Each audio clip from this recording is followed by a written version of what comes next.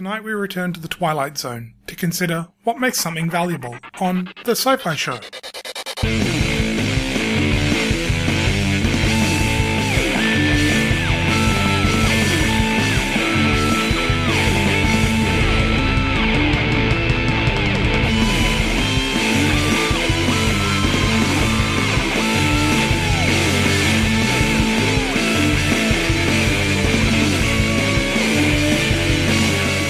This time we find ourselves back in the Twilight Zone, looking at a time-travel bank robbery story called the Rip Van Winkle Caper. It tells the story of some clever criminals who make off with a haul of gold ingots. Our intrepid criminals plan to avoid capture and enjoy their loot by spending 100 years in suspended animation and emerge to spend their ill-gotten gain in a future after the trail has long gone cold.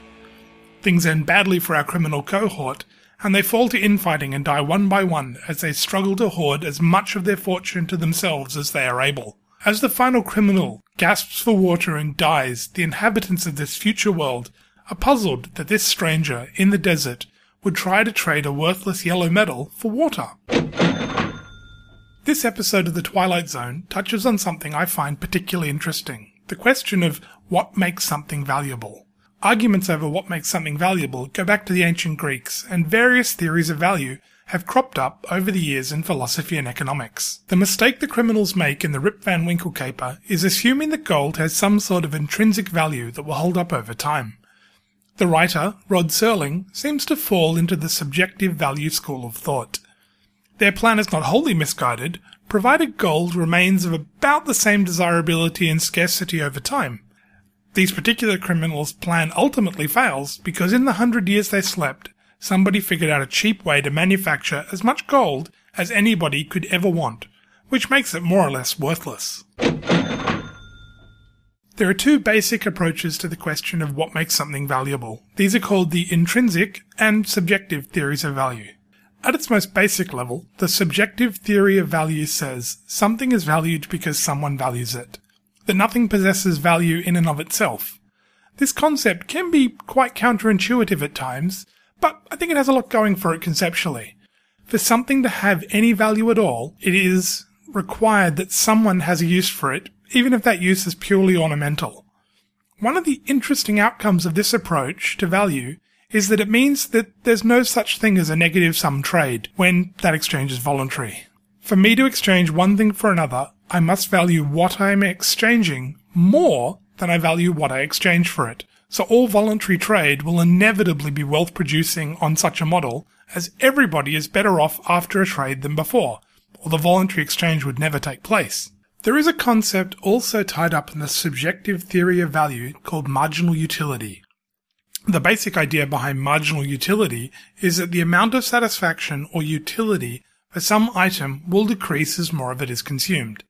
Consider, as we saw in the Rip Van Winkle caper, the guys trudging through the desert and in desperate need of water. The utility of even a small amount of water was extremely high to them. It was necessary for survival. But if they had access to a reasonable quantity of water, the amount of utility gotten from each additional unit of water would be less than the previous one.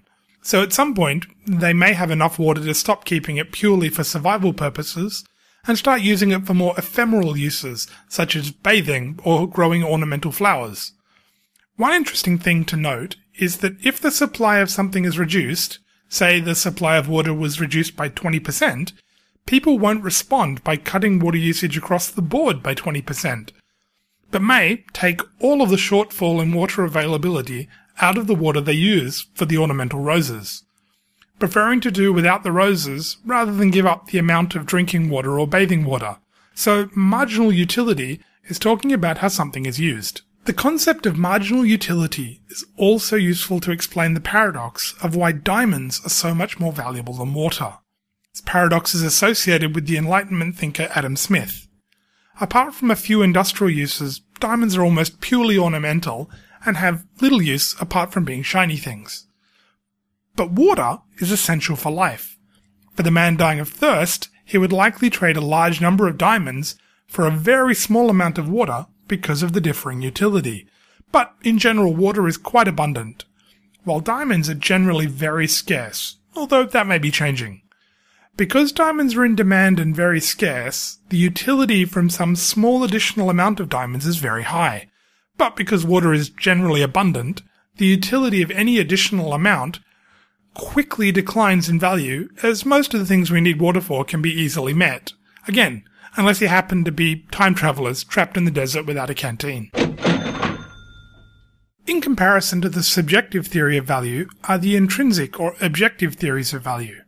One of the more common of these, and popular with Marxists, is the labour theory of value. At its most basic, the intrinsic theory of value says that an item has an innate value, or the process of producing the item imbues it with some innate value. Ultimately, there is no or limited subjective value associated with a good in any intrinsic theory of value. To use one example of an objective theory of value, let's consider the labour theory of value. This theory of value has proponents as far back as Aristotle, and many of the fathers of modern economics, like Adam Smith and David Ricardo, adopt this theory of value, as did Karl Marx. Adam Smith gave as good an explanation of it as any when he said, "The real price of everything, what everything really costs to the man who wants to acquire it, is the toil and trouble of acquiring it. What everything is really worth to the man who has acquired it and who wants to dispose of it or exchange it for something else, is the toil and trouble which it can save to himself and which it can impose upon other people." The strange part about this is that Adam Smith didn't take the past labour put into something as determining its value, but he saw its value as the labour it could save at present through use or trade. But he would recognise that in a world without horses, a buggy whip is useless, regardless of the labour that went into the creation of it. Which sounds like a subjective theory to me. The labour theory of value also makes a distinction between the value in use versus the value in exchange. The value in use is simply how useful the commodity is, how labour-saving, appropriately decorative, or otherwise useful it is, while the exchange value is the value that the commodity may be exchanged for. Marx also used a third definition of value, which was the idea of value without any qualification, essentially its intrinsic worth. Marx used the phrase socially necessary abstract labour to embody the amount of labour that went into producing something and therefore determine its real value. This sort of theory of value has always struck me as strange. Surely something that isn't valued by anybody is something without any value. Whatever labour was expended in its production, if nobody wants it, isn't worth anything at all. Let me know what you think. Back to value as represented in this future world. It seems that someone has found a cheap and easy way to manufacture gold, thus rendering it basically worthless. Have you considered that we are heading for such a future, or at least a similar future? At the moment, we see the first cheap generations of 3D printers like the MakerBot. The Replicator 2 printer is selling for just over $2,000.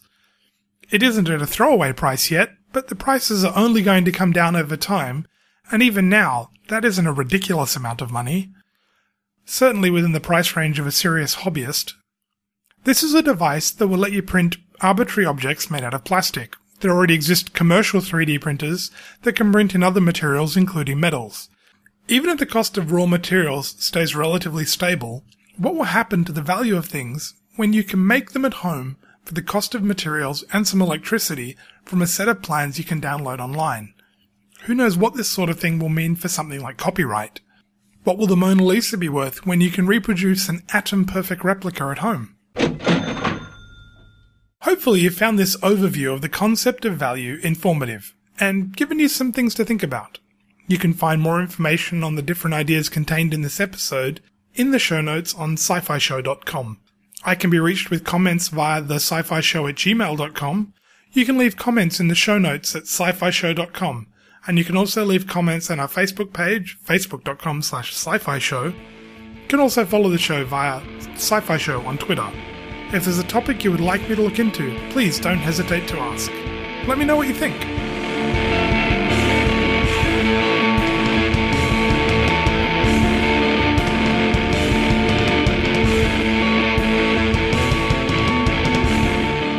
The Sci-Fi Show is recorded under a Creative Commons Attribution Non-Commercial Share-alike 3.0 license, and the music was provided by Maniacal M and Furious J.